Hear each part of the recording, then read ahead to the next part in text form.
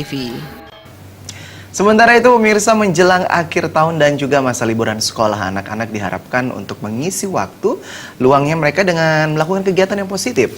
Peran orang tua sangat diperlukan untuk mengawasi putra-putrinya sehingga tidak terjadi hal-hal yang tidak diinginkan.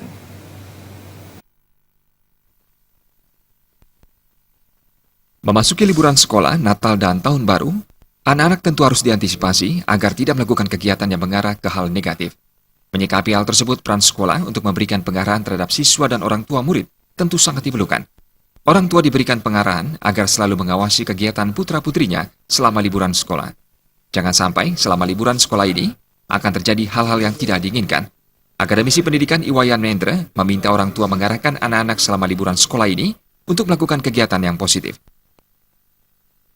Dalam liburan 2 minggu ini, kalau anak-anak muda sekarang kalau tidak diawasi oleh orang tua, yaitu sekolah, termasuk juga pemerintah, maka akan terjadi hal-hal yang tidak ingin terhadap anak-anak kita semua itu. Orang tua siswa ikut mengawasi anaknya untuk melarang keluar malam, ya, jadi betul-betul diawasi apa dia lakukan sama liburan ini. Kalau bisa di masyarakat melalui pola lingkungan dan Banjar agar membuat kegiatan positif. Selain itu, pemerintah juga diharapkan untuk melakukan sosialisasi kepada anak-anak untuk tidak terjerumus melakukan kegiatan yang negatif selama liburan ini. Andika